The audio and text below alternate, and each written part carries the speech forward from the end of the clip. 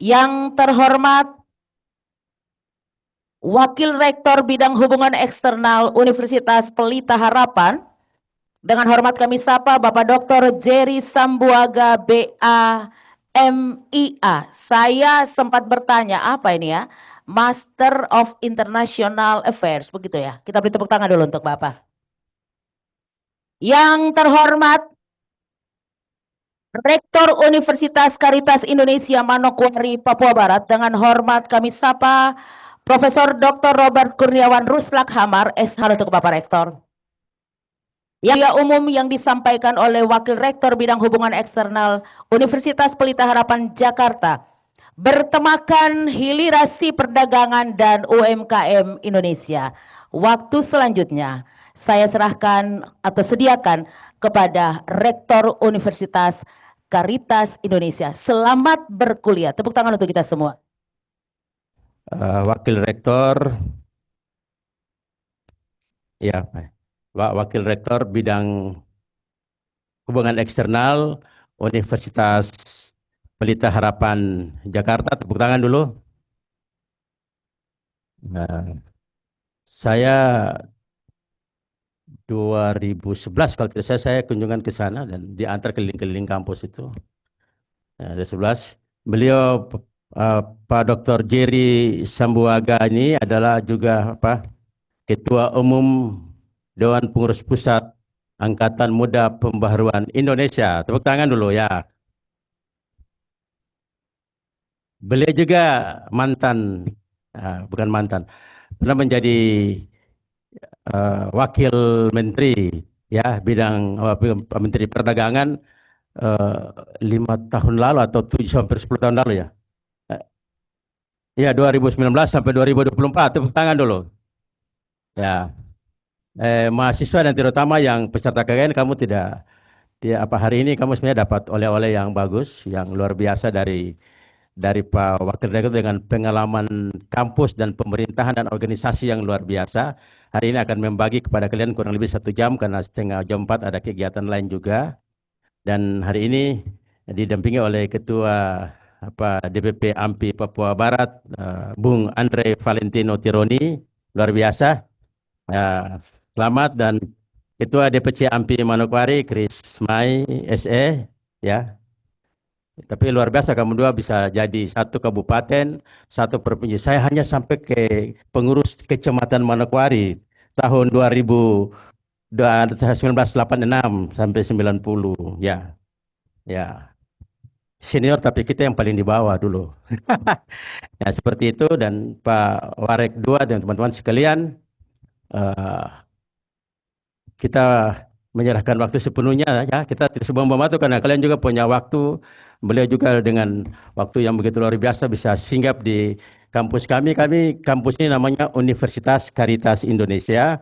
Kami baru saja tahun 2024 itu menjadi universitas kampus yang diselenggarakan oleh Yayasan Caritas Papua ini merupakan penggabungan antara Sekolah Tinggi Ilmu Hukum Bintuni atau Sekolah Tinggi Ilmu Hukum Caritas Papua dan Setia Maha Esa Manokwari yang sekarang menjadi universitas. Dengan kami baru 5. Kami ya seperti baru 1 tahun, masih anak-anak lah begitu Pak Marek. Dan prodinya satu itu prodi ilmu hukum, kemudian prodi manajemen, prodi sains kelautan, prodi ilmu lingkungan, dan prodi rekayasa kehutanan. Saya pikir itu ya dapat saya sampaikan. Kami dosen tidak banyak, hanya baru 51 orang dengan komposisi yang sekarang ini dokter ada 21 orang, profesor 2 orang. Dua semua bidang hukum ya. Saya pikir itu saja yang dapat saya sampaikan, dan waktu sepenuhnya alokasi waktu sepenuhnya saya serahkan kepada Bapak Warek tapi sekaligus Ketua DPP AMPI Republik Indonesia. Silakan Pak Warek.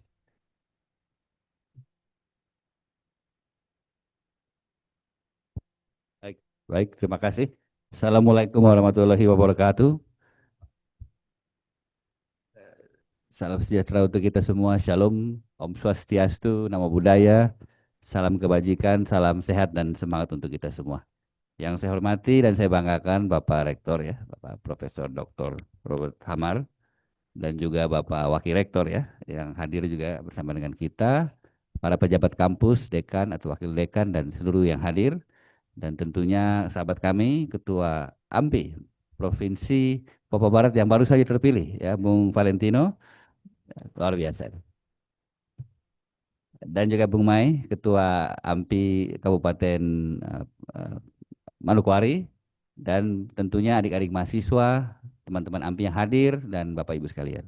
Saya pertama-tama terima kasih Pak Rektor sudah diundang dan sudah diterima dengan sangat baik dan juga difasilitasi dengan sangat luar biasa. Ini adalah kali kedua kami Pak Rektor hadir di Manokwari. Sebelumnya saya waktu ke sini itu sekitar 3 tahun yang lalu, waktu itu masih menjadi Wakil Menteri, dan pada saat itu kami banyak meninjau pasar Pak Rektor. Dan kebetulan setelah ini, selepas ini nanti kami mau berkunjung ke lokasi yang waktu itu adalah kami berikan dari Kementerian Perdagangan. Nah, kita pengen lihat progresnya, mudah-mudahan ini sesuai dan bermanfaat untuk masyarakat. Dan pada kesempatan kali ini, tentu puji syukur, puji Tuhan, kami bisa ada di sini dan saya diundang untuk memberikan sedikit materi paparan terkait dengan hilirisasi perdagangan dan UMKM. Nah, saya tahu ini topik yang sangat luas dan tentunya membutuhkan banyak pembahasan.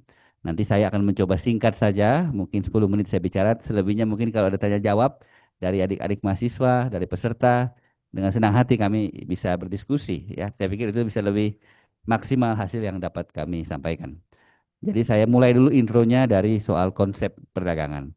Kebetulan Pak Rektor dan adik-adik mahasiswa sekalian, saya mendapatkan kesempatan, diberikan kesempatan waktu itu pada saat pemerintahan Bapak Presiden Joko Widodo sebagai Wakil Menteri Perdagangan. 5 tahun periode 2019-2024. Dan pada saat itu kami banyak memberikan katakanlah kebijakan terkait dengan topik-topik UMKM, digital, dan tentunya perdagangan-perdagangan konvensional.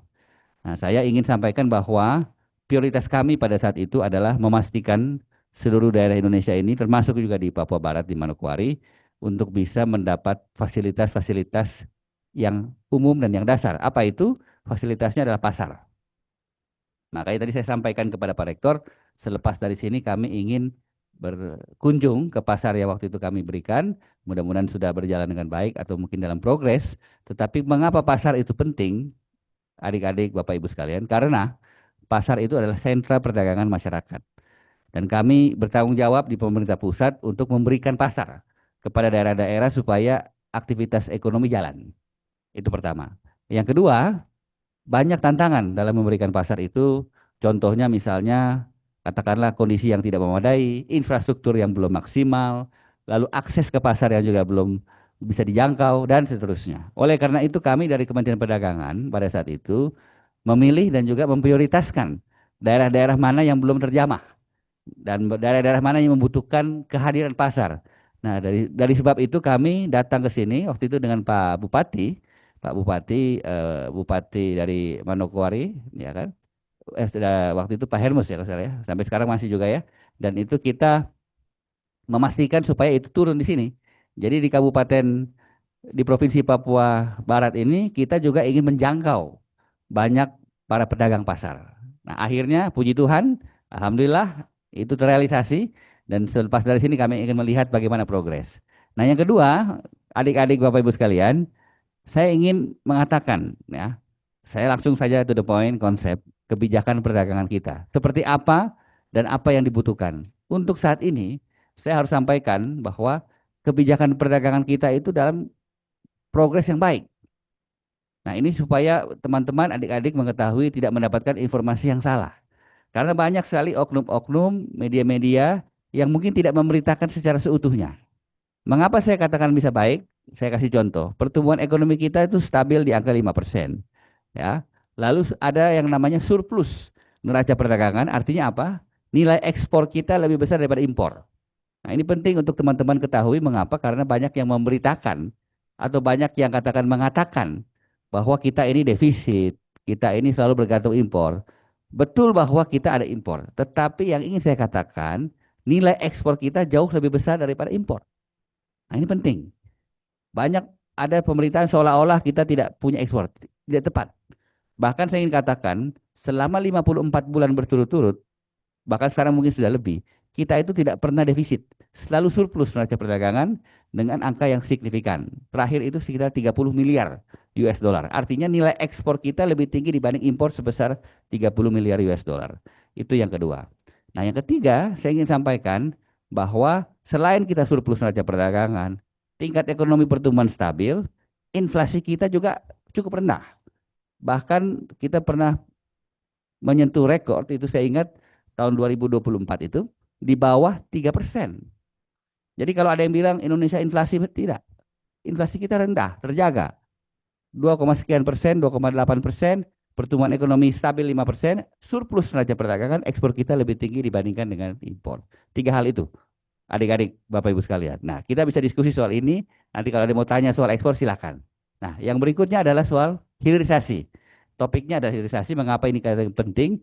Karena kebetulan mungkin adik-adik mengetahui, ya, salah satu menteri di kabinet kita, namanya Bapak Bahlil Lahadalia. Itu adalah putra Papua. Kebetulan kebetulan kami dari satu partai yang sama, dan beliau selalu memberikan penekanan bahwa Indonesia ini harus hilirisasi, sebagaimana arahan Bapak Presiden Prabowo. Bahkan dimulai dari sebelumnya Bapak Presiden Joko Widodo di pemerintahan sebelumnya. Apa itu hilirisasi? Hilirisasi itu artinya kita punya sumber daya alam. Sumber daya alam itu harus kita pekerjakan, kita kapitalisasi di dalam negeri. Jangan sampai kita hanya mengekspor produk-produk yang mentah. Nah, ini penting untuk teman-teman ketahui karena kita ingin mencapai tujuan negara maju, yaitu jangan hanya ekspor barang-barang atau bahan mentah. Kita harus ekspor sesuatu yang diolah. Makanya mungkin kalau teman-teman mendengar banyak beritaan soal tambang, ya, soal hasil-hasil bumi, itu sesuai dengan pasal 31 ayat 3 kalau tidak salah UUD 45 mengatakan bahwa bumi, air, dan kekayaan alam yang terkandung di dalamnya dipergunakan untuk kemakmuran rakyat, dikuasai oleh negara. Nah, justru itu ini yang saya ingin tekankan, kawan-kawan. Ada sebuah berita menyatakan bahwa kita harus kirim semua bahan mentah. Tidak. Kenapa? Karena kita punya barangnya. Ini beda dengan negara-negara yang tidak punya sumber daya alam. Kalau negara seperti Singapura, sumber daya alamnya sedikit, dia tidak ada hilirisasi, tapi dia industrialisasi. Karena dia penekanannya adalah industri dan jasa. Tapi kalau negara yang banyak kekayaan alam seperti Indonesia, kita harus memanfaatkan itu, mengolah itu dalam negeri untuk mengirim keluar dengan nilai yang jauh lebih banyak. Nah, ini penting. Jangan sampai kita termakan oleh pemberitaan yang tidak betul, pemberitaan yang tidak lengkap, seolah mengatakan tuh kita hanya selalu kirim yang mentah. Tidak. Justru sekarang kita sedang berupaya mengolah segala sesuatu di dalam negeri supaya memberikan lapangan pekerjaan, memberikan nilai tambah, dan ketika itu diekspor, hasilnya lebih tinggi dan lebih signifikan. Nah, ini yang saya ingin, mungkin kita bisa diskusi selepas ini, apa yang bisa kita lakukan secara konkret. Dan yang terakhir adalah soal UMKM, kawan-kawan, adik-adik sekalian. Apa itu UMKM? Usaha mikro, kecil, dan menengah, yang modalnya di bawah 50 juta rupiah. Apa yang bisa kita dapatkan dari UMKM dan mengapa ini penting? Saya katakan, karena UMKM di Indonesia ini jumlahnya sekitar 63 juta. Masyarakat Indonesia yang berdagang melakukan usaha UMKM ini sekitar 65 juta. Dan dari 65 juta ini, dia berkontribusi kepada PDB sekitar 63%.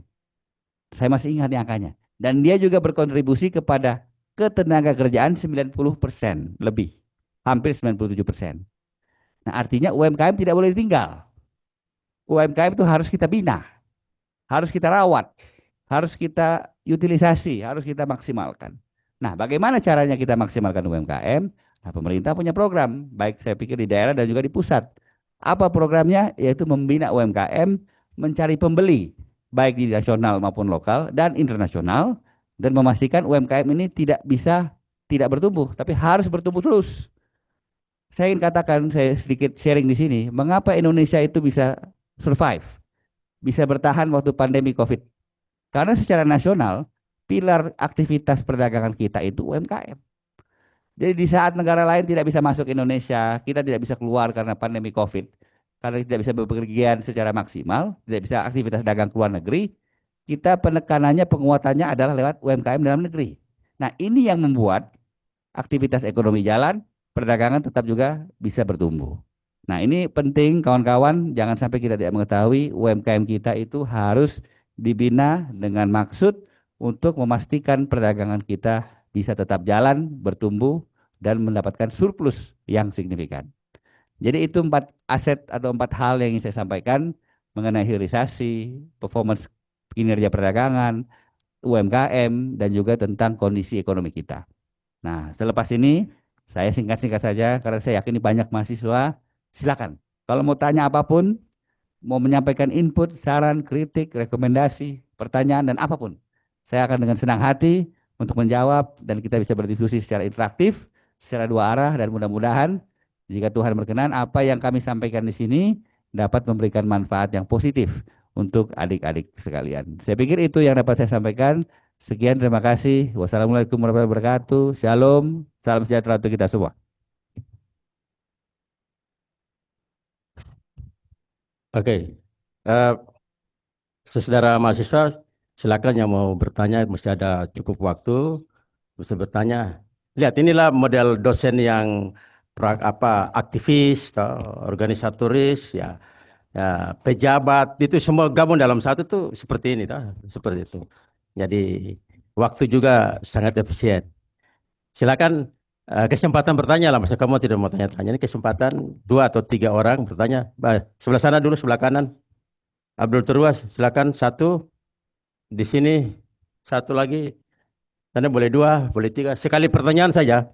Kita buka satu termen saja. Mungkin 3-4 orang bertanya sekaligus. Ya, ada? Tadi kamu Profesor Gagan bicara UMKM, UMKM. Mengerti tidak UMKM? Kesempatan pertanyaan kau tidak mau tanya. Ya, daripada kamu kita tanya. Silakan dulu. Abdul Arwan Turwa, dia dari program studi ilmu hukum semester 7. Silakan. Baik, terima kasih atas kesempatan yang diberikan. Izin yang saya hormati Bapak Rektor Universitas Caritas Indonesia dan Bapak Wakil Rektor beserta para pejabat dan rekan-rekan sekalian. Terima kasih atas penjelasan yang sudah disampaikan dan menurut saya ini kesempatan yang baik untuk saya mempertanyakan berkaitan dengan isu-isu yang saat ini berkembang. Kita ketahui bersama bahwa kemarin telah terjadi negosiasi yang cukup alot antara Presiden Republik Indonesia Bapak Prabowo Subianto dan Presiden Amerika Donald Trump berkaitan dengan tarif dagang kita. Yang kemudian yang sekarang tarif dagang kita sebesar 19%. Di sisi lain kita kenakan tarif kita kepada Amerika itu 0%. Sehingga menjadi pertanyaan saya ketika tadi Bapak sampaikan bahwa jumlah UMKM kita yang begitu besar, ada yang 63 juta, dan kemudian di bawah modal 50 juta, ini tentu menjadi suatu hal yang sangat paradoks.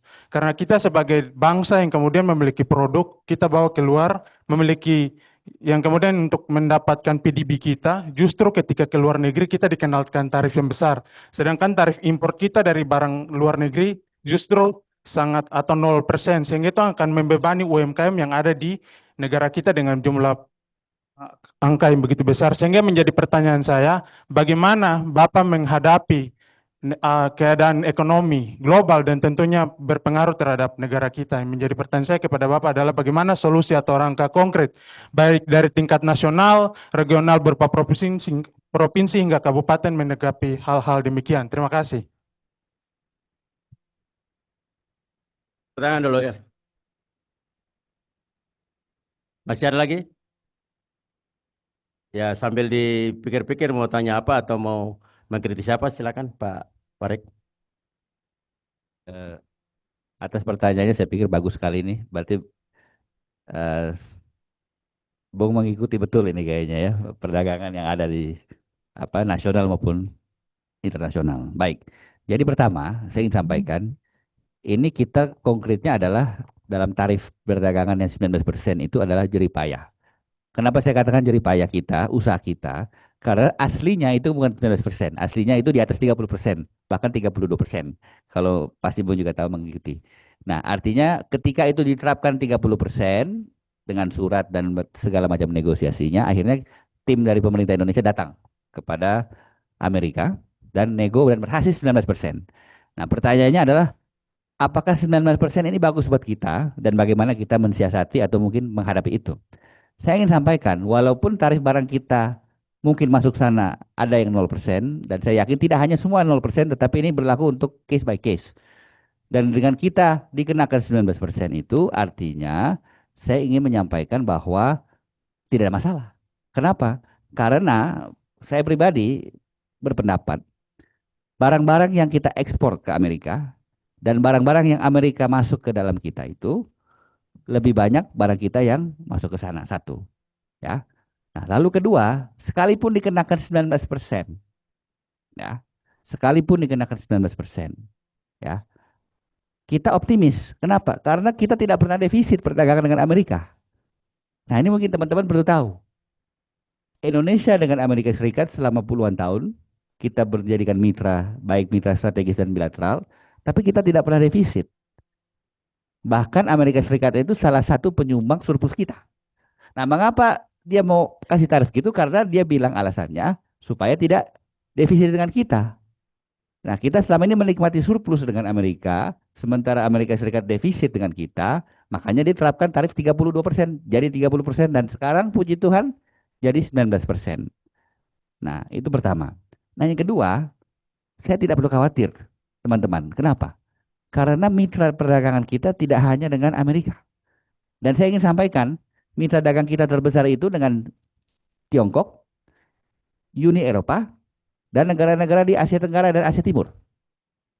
Nah, kalaupun nilai kita akan berkurang, kita kirim barang karena ada 19%, tapi tidak akan mempengaruhi mitra dagang kita yang sudah terjalin baik selama ini. Itu yang kedua. Nah, yang ketiga, konkretnya bagaimana mengatasi ini? Nah, kaitannya dengan UMKM, saya sampaikan, tadi UMKM saya sebut ada 63 juta kira-kira. Nah, tetapi satu hal, ini saya ingin sampaikan secara terbuka dan apa adanya. UMKM kita memang belum banyak diekspor. UMKM kita itu banyak prioritas di nasional. Nah, kenapa? Karena yang kita ekspor itu adalah barang-barang yang berbasiskan industri, bahan-bahan yang berbasiskan pengolahan. Contoh, ada top 5 top produk kita yang kita ekspor. Batu bara, kelapa sawit, besi baja, produk elektronik, kayu, dan sebagainya. Nah, dari 5 ini, ya puji Tuhan tidak terlalu terdampak dengan tarif 19%. Dua produk pertama kita, batu bara dan sawit, itu sudah memberikan surplus yang signifikan, miliar dolar. Nah, sawit dan juga batu bara itu juga bukan kita hanya kirim mentah, tapi juga mengalami pengolahan dan eksplorasi dalam negeri. Nah, sehingga saya tidak perlu pesimis. Saya optimistis, ya, dengan apa yang kita punya, kita tetap akan bisa survive. Bahkan saya ingin sampaikan, Amerika kan tidak hanya menerapkan kepada Indonesia, tetapi dia kepada semua negara. Dia mencoba yang namanya hubungan resiprokal, artinya kalau dia kena tarif, dia terapkan tarif yang sama atau mungkin lebih. Nah, ketika Amerika Serikat kasih tarif yang tinggi kepada negara lain, ini momentum buat kita. Selama ini kalau dia mungkin kerjasama manufacturing, ya, dengan negara-negara yang selama ini rendah, tarifnya sekarang jadi tinggi, itu akan beralih. Siapa yang beralih? Negara-negara yang kena tarif. Nah, ini maksudnya supaya kita ambil kesempatan momentum berdagang, melakukan aktivitas perdagangan dengan negara-negara lain yang selama ini juga sudah berjalan dengan baik. Nah, tiga hal itu, Bung, jadi saya pikir semoga ini menjawab, tetapi inti dari persoalan ini adalah tarif bisa rendah, bisa tinggi. Ya puji Tuhan kita sekarang turun tarifnya. Nah, tetapi yang lebih penting daripada itu semua adalah ketahanan ekonomi nasional kita yang disupport oleh perdagangan domestik, perdagangan lokal, perdagangan nasional yang salah satu pilarnya adalah UMKM. Nah, UMKM itu keluar tidak begitu pengaruh karena kita fokusnya dalam negeri. Saya ingin sampaikan, UMKM kita keluar negeri itu ekspornya di bawah 5%. Nah, tapi di Indonesia ada 63 juta. Kontribusinya 63% kepada produk domestik bruto dan kepada ketenaga kerjaan 97%. Nah, artinya kita yang penting kuat di dalam. Kalau kita kuat di dalam, jika Tuhan berkenan, insya Allah, ya pasti kita akan bisa membangun kemandirian yang lebih bagus dan ekspor yang lebih banyak. Jadi singkat cerita, menjawab pertanyaan tadi, mengatasinya adalah kita fokus dalam negeri. Tetap ekspor apa yang selama ini kita lakukan, dan itu tidak pengaruh banyak terhadap jumlah barang atau nilai surplus. Kenapa? Karena mitra kita tidak hanya dengan Amerika, tapi juga dengan negara lain. Mungkin itu bisa menjawab. Terima kasih.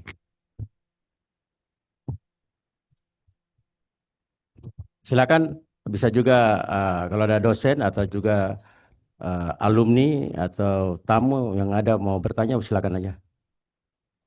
Pak Prof, Ya, silakan. izin. Ya, baik. Pak Ketua AMPI Kabupaten Manokwari. Siap. Ya. Bapak dosen, mohon maaf untuk semua. Saya adalah alumni di Setia Maesa juga. Saya masuk di sini tahun 2006, tamatnya 2010. Izin Pak Ketum, saya mau tanya, mewakili adik-adik sekarang di sini. Mungkin ada yang umur lebih, tapi karena saya yang senior, jadi kita kembali. Taat asas, eh, ini adik-adik mereka ini ada mau KKN. Jadi sekarang pemerintah pusat ini ada gencar-gencarnya membuat koperasi merah putih.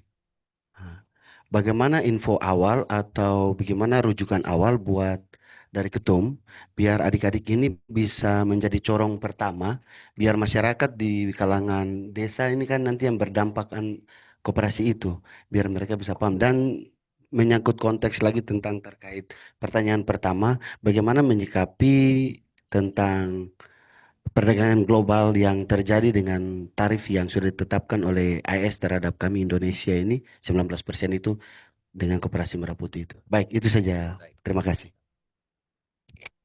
Baik, terima kasih Ketua Mumai atas pertanyaannya. Saya langsung jawab.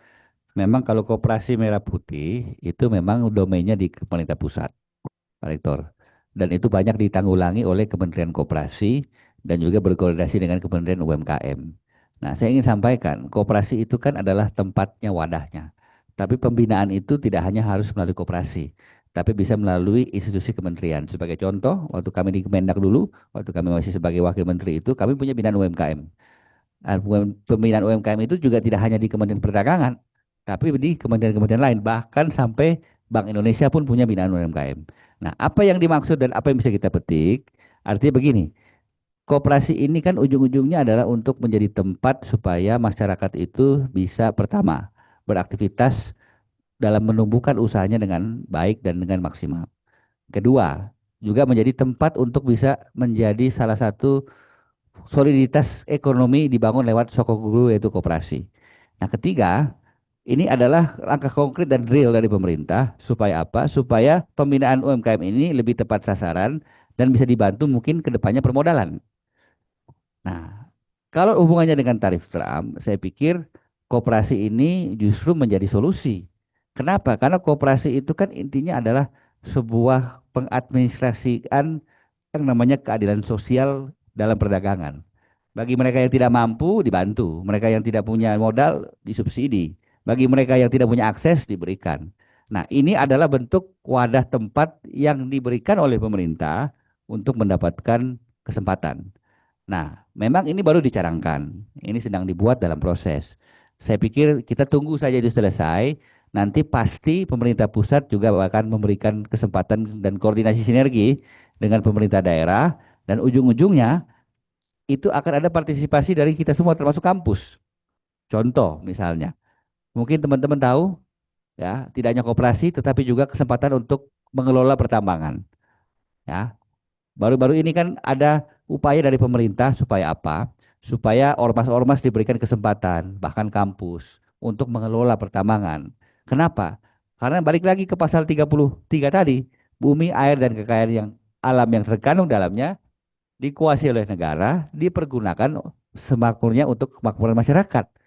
Nah, konsep kemakmuran masyarakat ini artinya siapa? Rakyat itu banyak, termasuk mahasiswa, termasuk para pengusaha, termasuk ormas. Nah, mereka-mereka ini dikasih kesempatan untuk bisa ikut mengelola, tentu dengan bergabung dengan beberapa kandidat yang potensial seperti pengusaha-pengusaha besar dan lainnya. Itu teknis. Tetapi ini bukti konkret pemerintah sekarang itu ya, dan juga sejak zamannya Pak Jokowi dilanjutkan Pak Prabowo dikembangkan lagi, ada upaya-upaya untuk melibatkan masyarakat. Seperti tadi koperasi, lalu kedua ini adalah soal pengelolaan tambang, Dan yang ketiga nanti mungkin akan ada terobosan yang lebih inovatif lagi. Kenapa? Karena kita pingin semua masyarakat dilibatkan. Kita nggak mau eksklusif. Pemerintah tuh pengennya kita inklusif, merangkul semua, memberikan kesempatan yang sama, dan tentunya dipergunakan untuk kemakmuran masyarakat. Jadi mungkin itu Bung Mai, kira-kira apa yang bisa saya jawab. Ya intinya adalah partisipasi, kesempatan itu diberikan secara full melalui koperasi, melalui pengelolaan tambang dan seterusnya. Bahwa itu sedang dalam proses, betul. Nah, saya pikir kita tunggu saja ketika ini sudah di launching, ketika ini sudah didirikan, mudah-mudahan bisa memberikan kesempatan kepada kita semua. Mungkin itu. Makasih.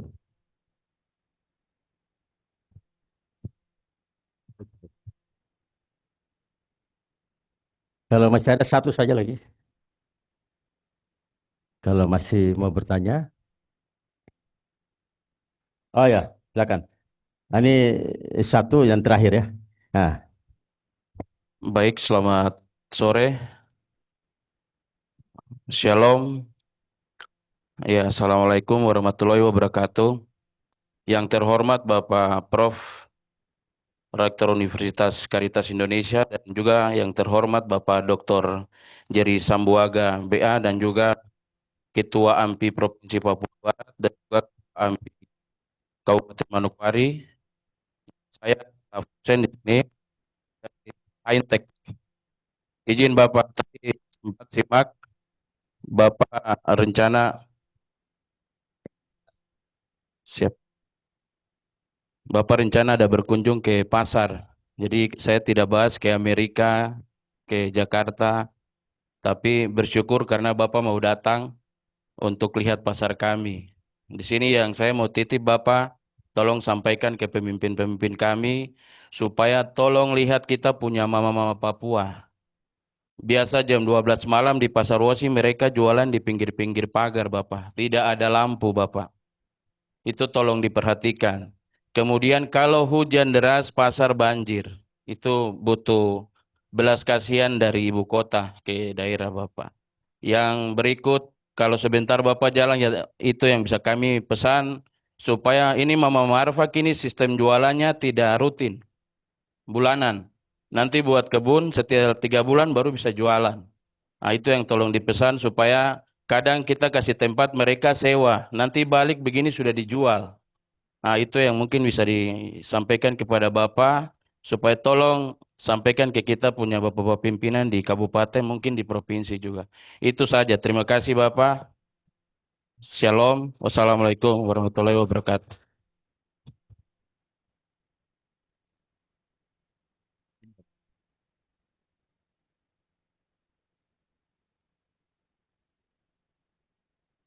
Yes, ya baik, terima kasih. Terima kasih Pak dosen atas pertanyaannya. Saya langsung jawab ya. Jadi memang betul pasar ini yang seperti saya sampaikan sebelumnya adalah tempat aktivitas perdagangan di seluruh daerah Indonesia termasuk di Manokwari. Nah, saya memang ada alasan Pak, kenapa waktu itu pasar itu kami berikan. Karena memang waktu itu Pak Bupati saya ingat sampaikan kepada kami, kalau tidak salah kena korban kebakaran waktu itu. Betul kan? Nah, kena korban kebakaran. Nah, prioritas kami, Pak dosen, artinya begini, ketika ada pasar yang kena musibah, tadi yang Pak Bapak bilang banjir tiba-tiba masuk air dan sebagainya, otomatis orang tidak bisa berdagang. Nah, kami petakan memang, kami data mana-mana saja daerah seluruh Indonesia yang mengalami kondisi demikian. Nah, termasuk waktu itu pasar yang saya kunjung di Manokwari. Nah, pasar Sangeng. Nah, tetapi memang saya paham ini belum selesai dibangun kalau salah kan, masih dalam progres. Padahal sudah sekitar 3 tahun yang lalu. Nah, memang saya harus sampaikan mengapa lama? Karena memang prosesnya itu, ya Pak Rektor pasti tahu ya, birokrasi memang memakan banyak prosedur. Ya, tidak bisa langsung pusat kasih besok bangun. Ya pasti ada prosedur baik itu lelang, lalu juga mungkin pemanggilan untuk survei di lapangan, dan juga memastikan pasar ini tepat sasaran. Mengapa? Pengalaman saya, Pak, waktu kami menjadi Wamendak, kami keliling daerah seluruh Indonesia itu, ternyata ada daerah yang tidak sesuai informasi yang diberikan kepada kami, tetapi maksa untuk minta pasar. Jadi kadang-kadang dibangun lokasi pasar tapi jauh. Nah ini kita nggak mau. Nah, tapi kalau pasar di Manokwari ini saya pikir aksesnya tidak susah, dekat dengan aktivitas masyarakat. Nah, oleh karena itu kita pilih mana yang sesuai, kita kasih. Satu itu. Kedua, pada saat itu dibangun, sudah pasti. Yang Bapak bilang tadi, yaitu berjualan susah, akses susah, banjir masuk, dan lain sebagainya, itu menjadi catatan. Nah, kebetulan saya sudah tidak lagi di Kementerian Perdagangan, tapi saya akan sampaikan ini. Bahwa mesti ada keberpihakan yang jelas, supaya pengelola pasar itu juga memperhatikan hal-hal teknis. Ya, baik itu mungkin dari sisi akses jalan, lalu mungkin dari sisi pengelolaan pasar, dan seterusnya. Nah, lalu yang soal Mama Papua kita itu berdagang di luar, itu juga saya perhatikan betul. Ini apa adanya saja. Tidak hanya di Manokwari saya pikir, waktu saya ke Jayapura dan ke beberapa tempat juga seperti itu. Nah, ini bagaimana solusinya? Nah, saya usul, ya karena saya sudah bukan di pemerintah lagi, tapi saya usul. Nah, mungkin ke depannya kalau misalnya ini pengelola pasar diberikan kesempatan untuk apa? Untuk bikin peraturan. Peraturan apa? Aktivitas perdagangan jangan ada di luar. Lapak-lapak itu difokuskan untuk pedagang. Nah, kenapa itu bisa terjadi seperti itu? Ya kita terbuka aja di sini. Kebanyakan ada penguasaan lapak oleh kelompok tertentu. Nah, gimana caranya ini bisa jalan efektif? Pengelola pasar, terutama pemerintah daerah harus turun tangan. Nah, apakah selalu bisa turun tangan? Belum tentu. Nah, bagaimana supaya bisa lebih aktif? Ini saya usul ya, bukan karena saya ketua AMPI. Nah, ini ketua AMPI Papua Barat lewat pasukannya di kabupaten dan kota bisa memastikan katakanlah bekerja sama dengan pengelola pasar. Kan kita tahu bersama ini kan ada dalam tanda kutip ya, setiap pasar ada yang jaga lapak, yang jaga tempat, yang minta, nah itulah. Nah, ini mumpung ketuanya ada di sini, ketua AMPI, Bung Valentino, kerjasama dengan daerah. Karena resmi, ini organisasi. Kita bisa, pasukannya beliau banyak, ada di mana-mana. Nah, kalau bisa mengajukan juga permohonan untuk membantu. Kenapa? Karena tidak cukup kalau cuma pemerintah. Dan yang ketiga, koordinasi dengan aparat penegak hukum. Nah, ini penting. Karena pasar itu tidak cuma soal dagang, Pak. Pasar itu adalah soal bagaimana berdagang dengan adil. Kadang-kadang nggak adil perdagangannya. Di beberapa lapak dikuasai oleh, katakanlah, kelompok tertentu mewajibkan setor iuran lebih tinggi. Sementara yang itu tidak kasih kesempatan karena mungkin tidak agak berat biayanya, dia harus terpaksa di luar. Nah, saya pikir perlu ada keberpihakan. Siapa yang menentukan itu? Daerah. Nah, kalau bisa nanti saya bisa bicara dengan Pak Bupati, dengan pengelola pasar, nanti kita bawa ketua AMPI. Saya pikir AMPI siap ya untuk menjadi garda terdepan untuk mengawalnya. Tepuk tangan dulu untuk ketua AMPI ini kan. Jadi saya pikir prioritasnya begitu Pak dosen. Artinya kalau soal akses dan lain sebagainya, saya yakin pemerintah pusat sudah menyediakan anggaran. Kalau daerah tidak cukup. Tapi yang lebih penting daripada itu, seperti yang tadi Bapak sampaikan, tidak adil. Putra Papua asli, mama Papua kok dagangnya di luar, tidak di dalam. Nah, mengapa bisa terjadi? Karena pengelolaannya di daerah belum maksimal. Nah, supaya maksimal, dia harus punya personel, punya tim. Nah, kami, ya saya selaku ketum, tapi yang lebih spesifik adalah ketua AMPI daerah, termasuk Bung Valentino, bisa menawarkan diri, oke kita jaga. Karena itu prioritas dan keberpihakan. Nah, selepas ini mungkin kita ke pasar nanti ya, Bung Valentino ya, kita lihat Bung Ketua nanti supaya bisa memonitor mana yang butuh perbaikan, mana yang butuh progres, mana yang butuh sentuhan, mana yang butuh katakanlah perhatian lebih daripada pemerintah pusat, daerah maupun juga organisasi kemasyarakatan. Mungkin itu Pak dosen, makasih. Mendukung juga kegiatan sore hari ini. Saya pikir itu terima kasih. Semoga Tuhan yang Maha Kuasa bisa terus memberkati kita semua dalam semua kiprah kita masing-masing sehingga dapat bermanfaat bagi kita, bermanfaat bagi daerah dan nusa dan bangsa dan bagi NKRI. Sekian terima kasih. Kita foto bersama dan mungkin berita acara tanda tangan dulu dengan silakan saya kembalikan ke Demikianlah pemaparan materi kuliah umum dengan topik Hilirisasi Perdagangan dan UMKM Indonesia yang boleh disampaikan langsung oleh Wakil Rektor Bidang Hubungan Eksternal Universitas Pelita Harapan Jakarta. Mungkin Bapak Wakil Rektor dan Wakil Rektor Universitas Pelita Harapan dan Pak Rektor satu pesan tapi tidak bersama di kampus Unsri begitu. Kenapa Unsri menjadi pilihan? Entah kenapa, tapi ini adalah berkat bagi kita semua. Kebetulan keterlibatan kami dan juga beberapa mahasiswa dan alumni ada dalam AMPI Papua Barat. Kita beri tepuk tangan dulu untuk Universitas Caritas Indonesia. Baik, berkenan dengan hormat Bapak Wakil Rektor Universitas Pelita Harapan Jakarta untuk dapat menandatangani beberapa lembar naskah berita acara dan selanjutnya sebagai penghormatan dari Universitas Caritas Indonesia menyediakan piagam kepada Bapak Wakil Rektor untuk nantinya berkenan dapat diterima.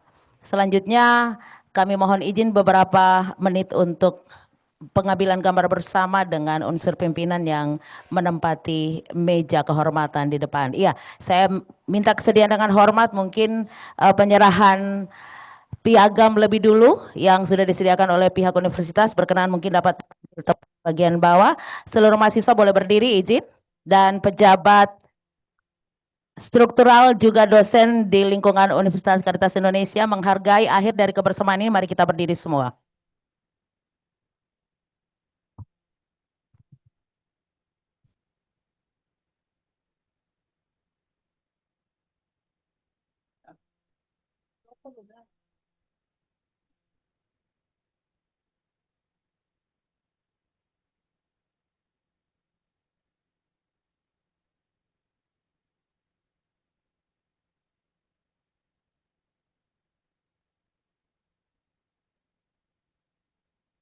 Terima kasih atas kebersamaan dan sekali lagi atas nama pimpinan dan seluruh